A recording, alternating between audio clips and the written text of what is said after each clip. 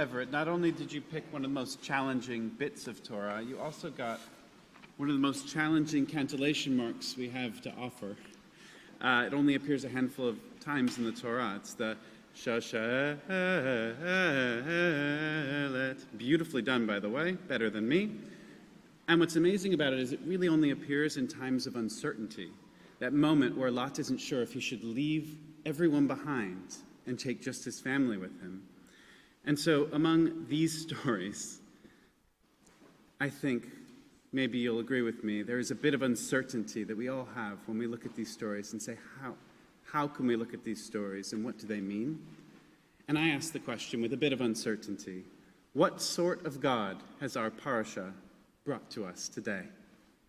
What deity is this who sends the same messengers to foretell the birth of a child in a nation as are sent to herald the destruction of two great cities? What divine presence have we here who makes a heavenly decree of mass destruction only to engage in a bargaining with a mortal to upend the divine decree? What eternal entity have we here who promises a son and a multitude of progeny to the same man from whom the demand is later given to offer that child as sacrifice? What sort of God has our parasha brought us? How can we come to terms with the seemingly irreconcilable words and actions of Adonai? In Parashat Vayera, God rages from the heavens and seeks to unleash divine justice on the world immediately surrounding our patriarch, Abraham.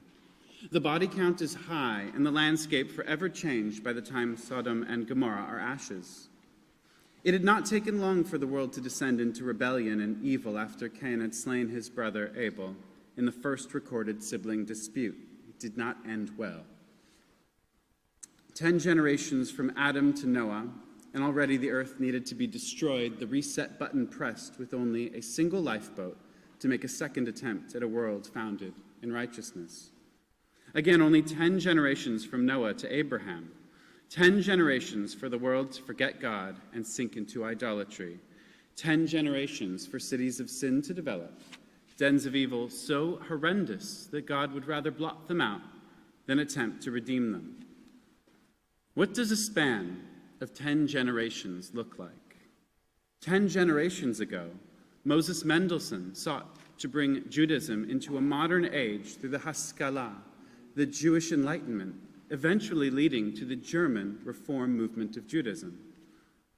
10 generations before that, Jews were officially expelled from Spain by the Alhambra decree following a long period of persecution, forced conversion, and murder, known as the Inquisition. And just 10 generations before that was the era of the Rishonim, those many great Jewish scholars who poured their insight into our religious and legal texts and helped to formulate a more standardized Jewish practice in each region. And just 10 generations before that, Saadia Gaon gave the world the gift of his Siddur, his prayer book, not this exact one, which set standardized liturgy for daily life, Shabbat, festivals. With these examples, I have merely accounted for a few grains of sand in the enormous hourglass of those 40 generations. 40 generations is 1,000 years. Granted, the Torah tells us that our ancestors before the flood lived lifespans of over 30 generations each, and Abraham and Sarah did not have their son Isaac until they were over 90 years old. Abraham was 100. But I digress. The natural state of God's world seems to be one which descends into chaos. In the case of Noah, it only took one righteous person for God to be willing to try again. In the case of Sodom and Gomorrah, it was only one righteous man who attempted to stand between God and the destruction of those cities. If only Abraham could have found 10 innocent men in the whole population, better than the 50 with which he had begun his bargaining. And it's easy to see the rage of God as the major theme here, but I hate to break it to you, we humans are an imperfect creation. Yes, I said it. We are made in the image of God, true, but an image is never as good as the real thing.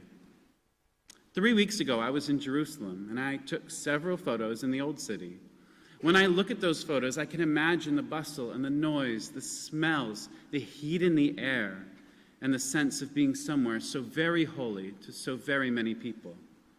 But looking at that picture is not a trip to Jerusalem. Touching the photograph does not give me the age-worn, smooth coolness of Jerusalem stone. An image is only that, the best approximation of reality from a limited perspective. I do not believe that God wishes to destroy us. I believe that God is always on the lookout for that one righteous person. It would be wonderful if we could find 10, 20, 30, 40, 45, 50 even. But give us one righteous person, and the image of God becomes that much more pronounced in humanity. When our parsha opens and Abraham is sitting by the entrance of his tent, he looks up and suddenly sees 3 strangers standing before him. His first instinct is to treat them like traveling royalty. He sets his household abuzz to produce food and a comfortable place to rest. He could not have possibly known that these were messengers of God until he and Sarah were promised by them a child within 1 year. I have a question for you. Were the messengers of God sent specifically to tell Abraham and Sarah that they would have a child together? Or was it their hospitality which was rewarded? Perhaps this was a test, and it only took one righteous act. This should be happy news for the couple. However, the birth of this child, Isaac, will result in possible disaster for the other child Abraham had previously had with his wife's servant Hagar. She and her son Ishmael will be cast into the desert to fend for themselves, so that Isaac's inheritance should not be diminished. I think I already said it, but an image of God such as we are is imperfect. We have our moments, but often more prominent are our flaws, and those flaws abound in this parasha. So is the human, made in the divine image, merely acting out the rage, indecisiveness, scrutiny, and need to create loyalty trials which are inherent in God? Or is all of this God's reaction to having to deal with imperfect creations such as we are? It's easy to become mired in the negative attributes, yet so much more useful to find the flecks of gold shining through. Abraham is a gracious host. He's also willing to challenge God to sue for the lives of 10 righteous people among the thousands of evil souls. He follows the will of God, every demand to the letter, even when it could theologically break him, even when commanded to end the life of that son which he was promised. Every single one of those events, as well as the many I left unnamed from this parasha, all of them have their problems, their issues, their flaws. But what will they be saying about Abraham 10 generations later, or 20, or even 30? Can we understand the context of his life and the lives of those who are recorded in this story? Just 10 generations ago, Jews were emancipated and granted citizenship in Europe, starting with France.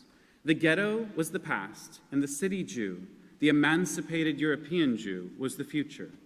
Just 10 generations from Adam to Noah. Just 10 generations from Noah to Abraham. Just 10 generations from the beginnings of Jewish Reformation to your bar mitzvah in this synagogue today. And it went well. Now, Everett, I have a question for you. You don't have to answer, just think about it. I'll come to you later. What do you think they will be saying about us in 10 generations? Will we be the ones who stood defiantly when we saw injustice? Will we be the ones who welcomed the stranger and the refugee? Will we be the ones who thrived both under the promise of good fortune and the threat of losing that fortune? May we not merely ask, what sort of God has our parasha brought us, but rather, what sort of person has God brought upon this earth who learns from the telling and retelling of our stories, flaws and all? I'll ask you later. Shabbat Shalom.